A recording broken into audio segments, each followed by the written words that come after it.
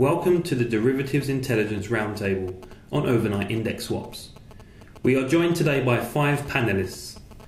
First, we have George Handjinicolaou, Deputy CEO and Head of Europe, the Middle East and Africa at the International Swaps and Derivatives Association. Next, we have Ryan Sabara, Head of Sterling Interest Rates at Morgan Stanley. Following on from Ryan, we have Philip Whitehurst, Director in Product Management for SwapClear. Next to Philip, we have Steve Penn, European Head of OTC Valuations in Asset Servicing at Bank of New York Mellon.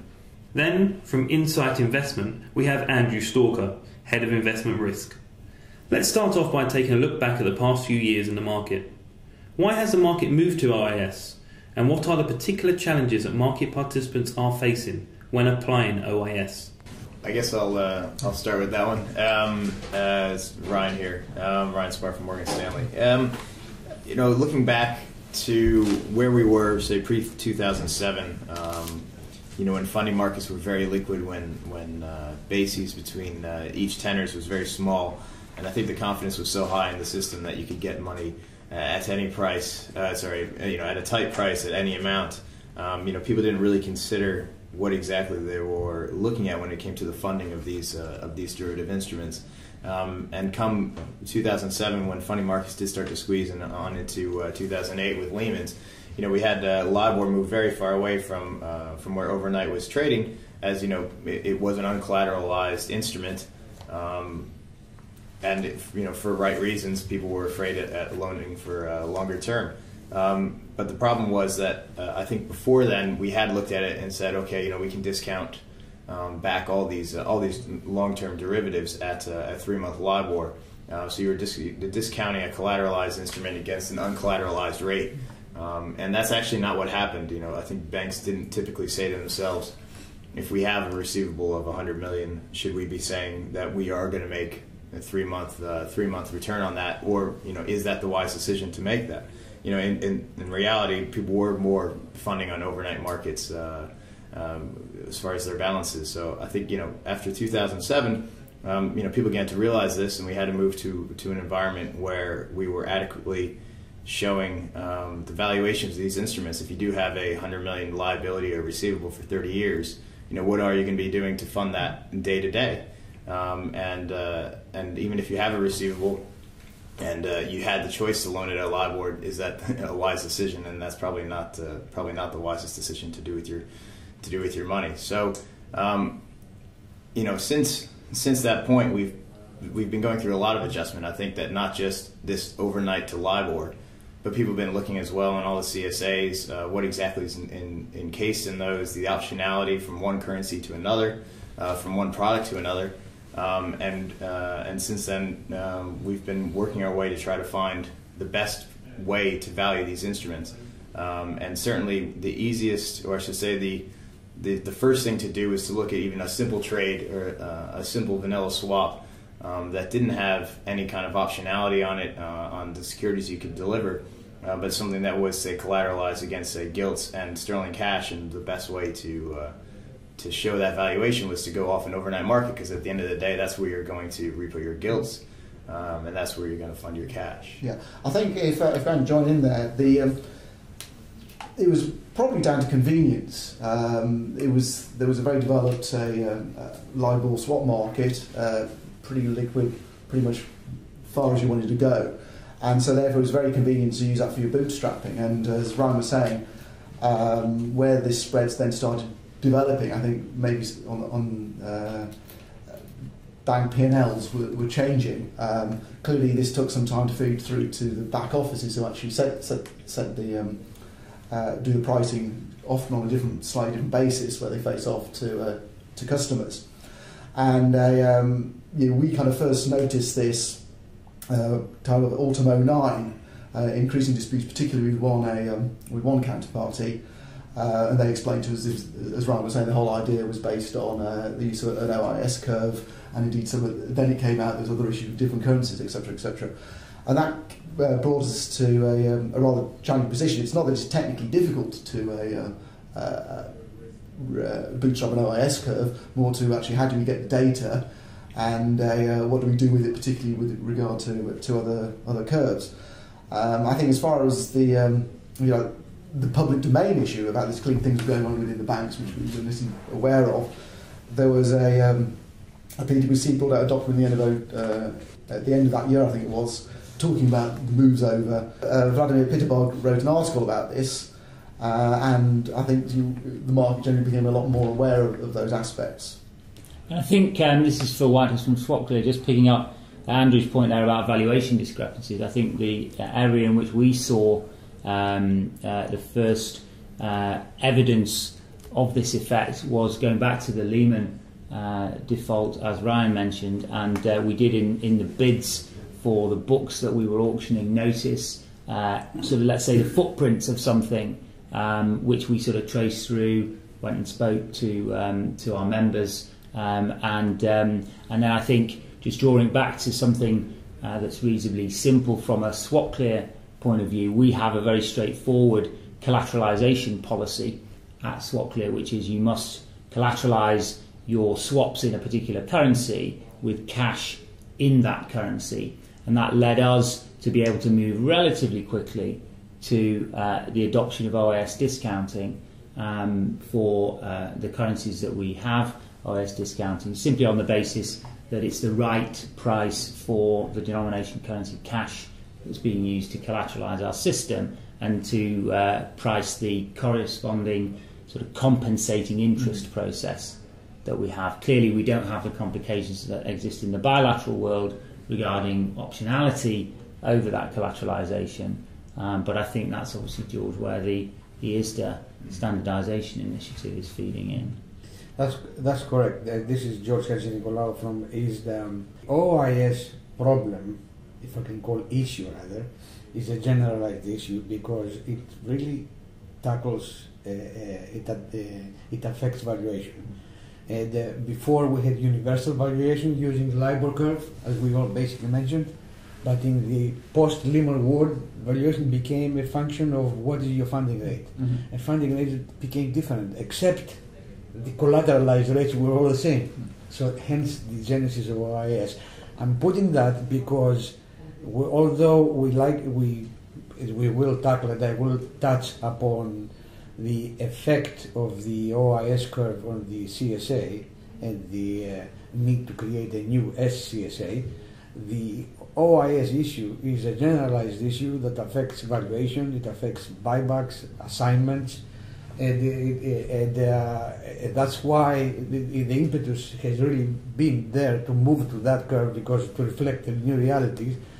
There's still an issue, by the way, because even while we all agree that that way the collateralized rate is the right basis on which to build the curve, the secured rate, still there are variations on the theme, in the sense that each of the players has its own brew of how to construct the curve, etc. And it would be good, by the way, perhaps maybe leading a little bit from LCH's standardization process here, to really come up with a market standard. So with that context, what is the issue here with the CSA? The issue with the CSA is that the CSA, it allows a lot of optionality, it allows a lot of flexibility to the delivering party. So the party that is supposed to deliver collateral has a choice of what collateral asset to choose from a list of eligible collaterals, and also it has the ability to substitute. So you may have, let's say, a bunch of swaps that they may have, which are Japanese yen swaps, euro denominated swaps, sterling swaps, and if you so choose, you can put dollars, dollar cash against it, or a dollar collateral, US Treasury bonds. That gives rise to two issues. One is currency denomination, and the mismatch between what is being collateralized and the collateral used, and also the rate at which the derivatives which you are collateralizing are assumed, the rate of interest at which they are assumed to accrue against the interest which you're collecting on the collateral. And that, if these two are not aligned, you have a mismatch. And to the extent that OIS pricing is used to value derivatives, that falls into line with the collateral rate which you're earning. So the new CSA, the SCSA as we call it at ISDA, takes basically two steps in this direction. First of all, it creates currency silos. So in effect, it eliminates, at least on the first stage, this optionality that you have in terms of currency. Number two, it really asks for cash only to collateralize. And number three, it enforces minimum thresholds, if nothing else, to really align a lot of these practices with what is being used in the cleared world. The result of that is, assuming also that people use OIS, is that a lot of the optionality that exists in the current CSA goes away, both in terms of currency and in terms of accrual mismatch, if I can call it this way. Therefore, is there a need to create a standard curve for OIS? I guess it depends what you mean by standard, really. It's certainly going to help with disputes, certainly at a lower level. I guess going back to derivative pricing basics, the whole point of it is about replication. And so this curve will need to be investable at some level. Now, as guidance it might be, but ultimately, if we're actually trying to get a fair value, the fair value is what you can get in the market. And so I think there's some levels in terms of OIS. We certainly know in the LIBOR world, it's been tried and tested to various shocks, and there's an exceptionally deep and liquid market, and hasn't been for a long time. I don't think we can, at this point, be completely sure about the OIS, particularly at the longer end. I also have concerns about non-standard CSAs, certainly on the buy side, where we have, for example, a corporate bond mandate. It's no clue that it includes corporate bonds, and probably not much cash, because obviously that's a drag, and probably not that many gilts either. And so the question then arises, okay, you can repo that to raise cash, but that causes more operational risk and complication. And even now with some work coming down the pipe from ESMA, that might actually be difficult to do under UCITS regulations. So the fact is, it may actually close out these funds from participating. This is George Nicolau. There are two issues here. Let's talk about the first one, about the standard OIS curve, and then the conduct of the SCSA. I would say that in any curve construction, you have, I would say, the methodology, whether it's a bootstrapping method or actually in this case it's more than one, several bootstrapping methods.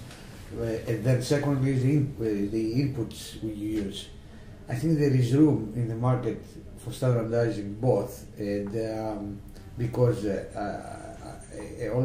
currently, and I'm not actively trading right now because I am doing something different, but perhaps you, Ryan, can comment on it. My understanding, though, because I hear voices both on the sell side and the buy side, because of our membership at ISDA, is that there are differences in the way things are being applied, and particularly the buy side.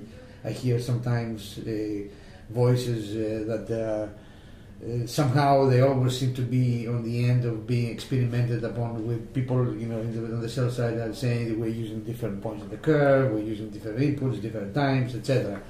So I think there is room for standardization, and I'm sure, Ryan, you may have something to comment upon. But before I do that, pass you the baton, I just want to comment on the second part, on the requirement of the new SCSA for cash as opposed to other forms of collateral. That's what you're implying, Andrew, correct? Mm-hmm. I think that's a generalized issue which we're facing because clearing, in the world of clearing, for example, where other forms of collateral are being envisioned, what is behind it is really basically the assumption of some form of collateral transformation service which is offered by the repo desks, because what we in effect we're talking about is repo here, correct? Mm-hmm. And it's inevitable when we move to this world that has been prescribed by the regulators, and this kind of services are bound to emerge in order to address the fact that a lot of people simply will not be able to come up with all this envisioned increased initial margin that is required from clearing. So. But on that note, I'll pass it back to Ryan on the. Yeah, I think Trish says, a couple different issues. Probably there's many different branches of when we start this topic, and I think it is important in a way to have a CSA that is, I suppose, a standard for instruments or for, to say, the large part of the market that does not want or does not need to have the ability to put other securities in that are not cash, and say gilts or treasuries, whatever that may be. So I do think it's important that we get to a point where we are standardizing the swaps in a way, and the market comes to a large agreement, which I think it has already, to what the prices on screen mean. And that's very important for certainly where the market's going as far as having these derivatives quoted electronically, and where we're going on the clearing front, how many more people move to clearing. But that doesn't mean that we need to single out the non-standard CSA, and I think that that still needs to exist. People need to have the ability to have a corporate bond portfolio and do swaps against that and use their corporate bonds as collateral. And I think it'd probably be nice to have as almost a non-standard standardization to the point where you get to an idea of where we should be pricing these. And obviously the price will be different because it is a different set of collateral, but we shouldn't be shutting that part of the market. So I think there's a lot of considerations to take in there, and I think that goes back to finding out how we move forward from looking on everything else. It's sort of like, okay, we have swaps that we've done for the last 15 years. We need to have an idea of what the right sort of way to think about pricing these instruments are, and make those more towards a standard. I think it's going to be very difficult to find something that everyone agrees wholeheartedly on details, but we should at least be able to get to a closer picture, so that clients have the ability, or end users have the ability to use those and to get somewhat a valuation that's close around across the market. And then we need to go looking forward and how we treat swaps going forward. Whether CSAs, how open CSAs should be. And I think the thing is, you'll probably find, or what we are finding, is that we're able to take a lot of the CSAs that had non-standard agreements and make them standard, and that suits both the client and the bank. But there's certainly still scenarios where we need to have it non-standard, and that's fine. So it's sort of, we just need to have an idea of what things should be priced at, what is fair value for these things, and move towards a place that in a way cleans the market up so that everything is on a clearer basis. So I think net we need to have an open mind, need to consider all scenarios, and can't really shut doors on things, because I think these instruments were created so that people could do corporate bond portfolios or mortgage portfolios against derivative instruments so that they can hedge that risk. But certainly for what probably is the majority of the market, certainly bank to bank, there does need to be a standard CSA. I think that will certainly clean up a lot of liquidity problems that you have during crisis periods. I think that's a very good point there, the fact that you specify bank to bank, because obviously from an asset servicing perspective, a lot of our clients aren't big financial institutions. A lot of them are small pension funds or they're local government entities, and they don't have the kind of background knowledge that the banks have. So they sign up to these CSAs that, as far as they're concerned, look pretty similar, and they don't see the underlying differences in them, and they don't understand the impact that those what look like small differences will have on the valuations that they're getting. So they sign up for a service where they're receiving an independent valuation. They specify which curves they want used. And then, depending on the counterparties they're trading with, they're getting some valuations are coming very much in line with the independent valuations they're getting, and some of them are way out because the collateral that they've agreed to is completely different. I mean, some of that's a matter of education, and clearly, if they don't need to go down the cash and gilts route, there can be cost implications associated with it, irrespective of the collateral perspective. I mean, I do agree with you, Ryan. I mean, ultimately, the vast majority of clients and funds will certainly buy derivative notionals will fit into that scenario. All I'm concerned about is that there's been an awful lot of work and debate and discussion around those, and they're kind of forgetting forgetting probably too strong a word, but less work has been done sorting out the remainder. Yeah, no, that's definitely true, and I think as we go on to remainder, it's someone we there's multiple things to take into consideration and we look at the market, the viewpoints, the pivot points that we can price things around, as you say, like the long end of the SONIA LIBOR curve. And as that becomes more liquid, as people turn on, and it is slowly in some currencies and some currencies not, and I'm sure we'll get to that later. Then we have to decide, what are the liquid points that we should be using for corporate bonds for 30 years. I think the more that we talk about this, actually, the more we start to find and come to an agreement upon what is probably the fairest way. So, open dialogue continues to be the best way to tackle this. I think just to throw in the sort of clearinghouse perspective and maybe pick up a couple of slightly different points around the question is, do we need a standard curve for OIS? I think on the one hand there's a do we need to standardise around the market data that would go into that curve? There's the question of how do we turn that market data into valuations, if you like, the methodology side. Just making a more practical point from a clearinghouse standpoint, what really matters to us ultimately is to be marking books at the price that we're going to get bid if a member defaults and we need to neutralise and then dispose of those transactions. So it does matter a lot about consensus, and just as a matter of practice, it's a question of getting the valuation right rather than necessarily those earlier steps. What are the implications when you have older transactions valued at LIBOR and new transactions valued using OIS? And I think the interesting point about this whole debate is ultimately if you're holding them to maturity, it makes no difference at all. I think though, if you look at it on a fair value perspective in terms of what willing parties can exchange at, because willing parties who will close out or swap those trades around will now be virtually all on OIS, I actually don't think you have a choice. So at some point, all the transactions, whether or not they originally transacted under OIS, will have to go onto that basis, because that is the meaning of, as far as I understand it, of fair pricing. Well, in practice, it means that you will have a windfall gain or a windfall loss, because you basically value something on legacy pricing model, which is based on LIBOR, and now you have to really face the new reality, which is out there, which is pricing, which is based on riskless curves, the OIS curves.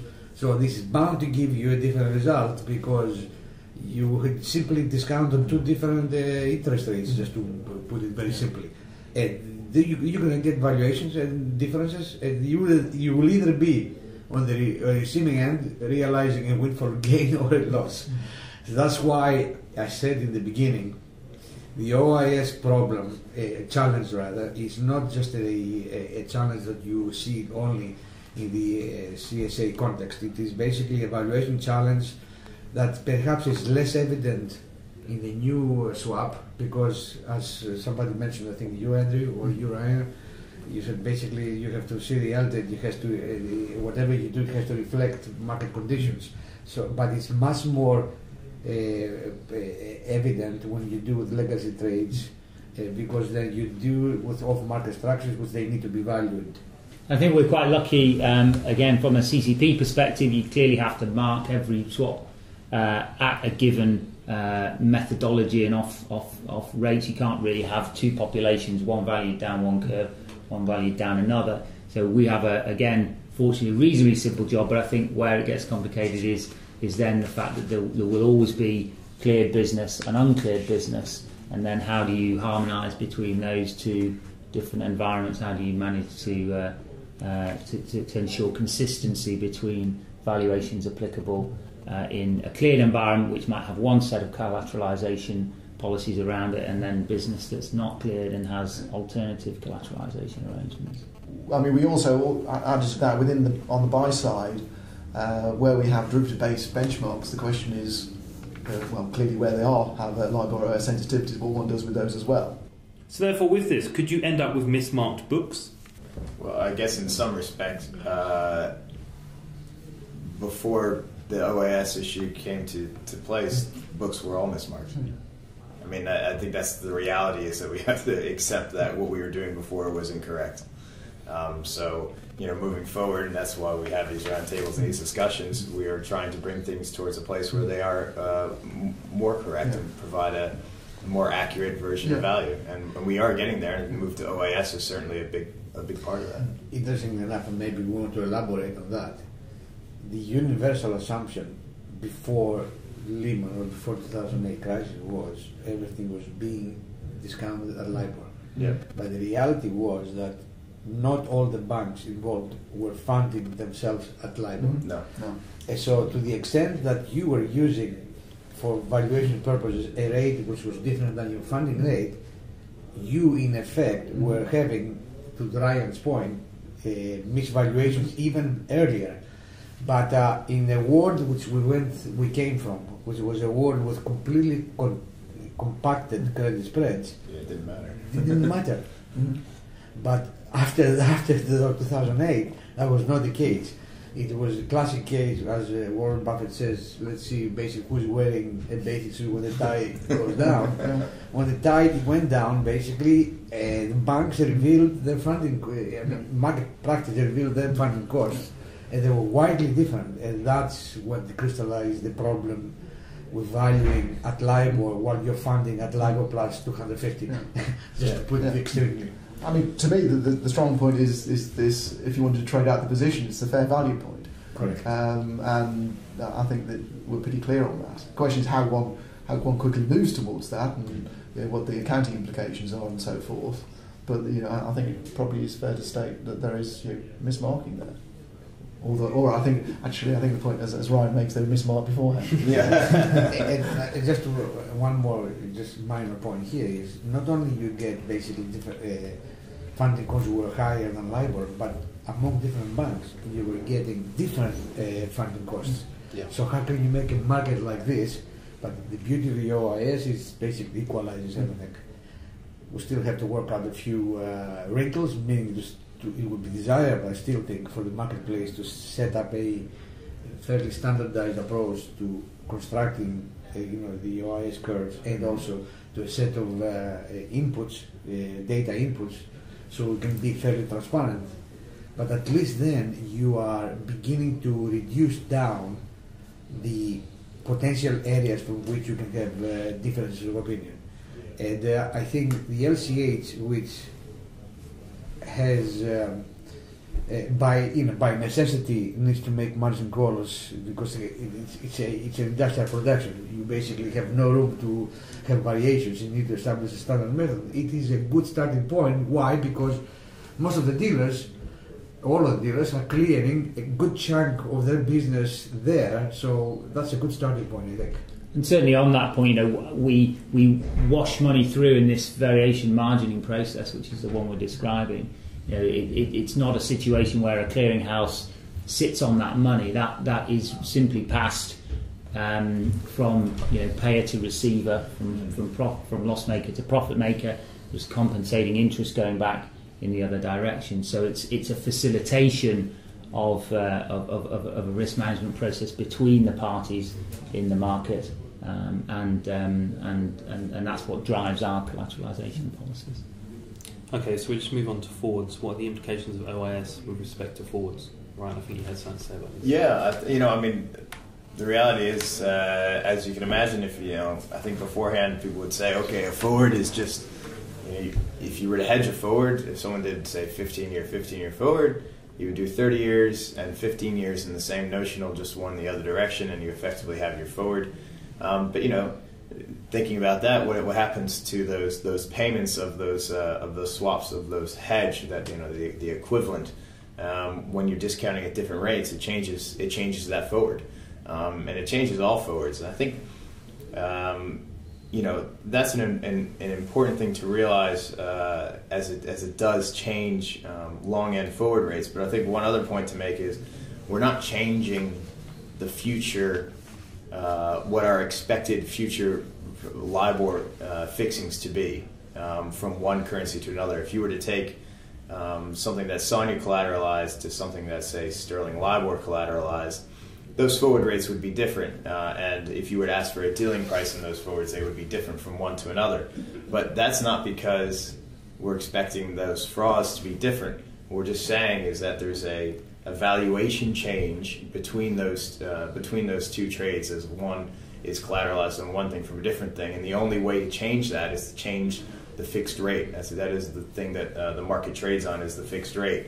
And so, it's almost as if you have, rather than a two-dimensional problem of saying what's the fixed rate and what's the floating rate, and this is where we kind of equal. We have a third parameter, which is the funding, and we reflect that in the fixed rate, and what the level that you would see the interest rate to be, and that's why it's different. But it's not that the expectation of the FRA is different, that the future expectation of LIBOR is different. It's just that the valuation is different. I think that's an important thing to realize. But yes, there is a large implication across every currency on what the forward is when you change from one swap to another, and it doesn't even stop on the forwards. That changes on the par rates. The rates that you see on screen that you look up on Bloomberg or Reuters, the 10-year swap in sterling, you have to realize is a 10-year SONIA collateralized swap that is going to be cleared, through LCH, most likely, bank to bank. I think people look at it like that. I mean, for people who have the same CSA to a bank, you'd expect that rate. But if you ask for anything different, it's going to be different. If one bank is going to have a bilateral Fed funds agreement or a IONIA agreement, that's going to change that rate significantly, because as soon as that swap is on, you're going to have fixings, and it's going to create a balance of payments, and that's going to change the value of that swap. We touched on this earlier, but what is going to be the market standard for currencies that do not have an OIS curve?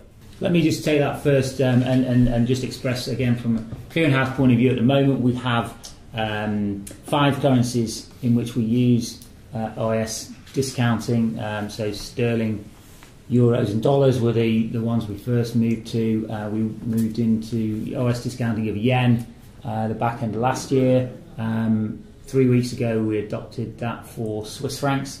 We have others in the pipeline. We're working with a number of user groups to adopt it. But it's a program for us, and we know there's a feedback between adoption of OIS discounting, liquidity in OIS, and therefore a sort of virtuous circle, if you like. But for us, we still really need to see some consensus in the marketplace that OIS is liquid enough and that it is used in enough places as the ultimately the value that would apply in the event of a default. And so for the moment, for us, it's those currencies, but we certainly see a program and an evolution of all our 17 currencies ultimately, I think, to this sort of framework, assuming the OIS market to support them develops. Now, we have spoken about collateral in different currencies. Are there disputes in these cases, and if so, how are they solved? Well, yeah, there definitely are disputes. I think that's probably one of the reasons we have roundtables, is because there are disputes. There are disputes between you have non-standard agreements and people who are not aware that there might be a difference, or even the people who are aware that the right valuation of those CSAs are taking place. And it's an open dialogue process, is what I'd say. I think everything is a case by case basis, and I think most times actually it does come to a pretty fair agreement, at least on our side. I don't know, Andrew, you might have. Yeah, I mean, I think the point is, Ryan, we're mainly a sterling house, so it's not really on the currency side. Yeah, I think the bigger challenge we have is you sort of broaden the subject there is with regards to the non-standards. Exactly, yeah. Now, as I was saying earlier, fortunately, the majority of our clients stroke funds fall in this standard, and we were from the beginning fairly keen to actually drive people into cash and gilts, but it's the rump where that's not achievable that we've had the biggest challenge. Well, dispute resolution even in the current CSA and in the envisioned CSA is something which is attracting a lot of attention. We've spent a lot of time at ISDA to try to provide at least some regularity. There is an established basic process which sort of, if you want, governs the dispute resolution. But again, there are many aspects of it. We don't have enough time here to go through all these specific things. But you basically get the Euro stuff where you reconcile your number of trades to make sure you have the same populations. You get down to And then the problematic trades where typically you will see most probably the OIS kind of issues that are emerging, and then be also the choice of currencies and stuff like this. And then you have something like 30 calendar days to resolve these issues, which is subdivided into kinds of time intervals through which basically people walk through the process of trying to resolve these disputes. The general consensus is that 30 days most probably is too long because a lot of things can happen, but this is a very difficult area to really get, if you want, precision and enforcement.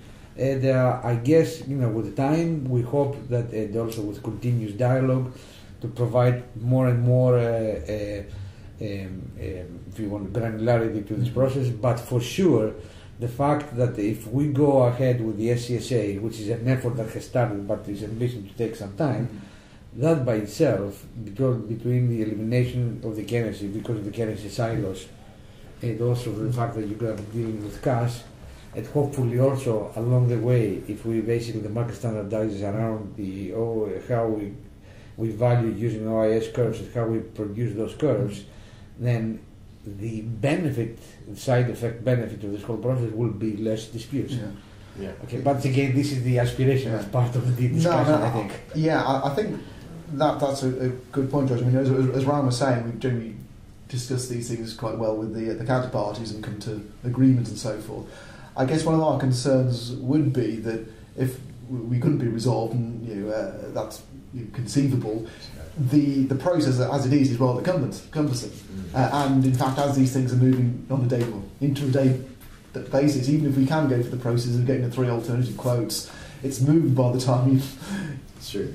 Correct. That's why 30 days, which is the typical calendar days, is really too long for practical purposes. In terms of operations, what are the implications that changes would have on valuation systems? And how are firms adjusting their technology platforms?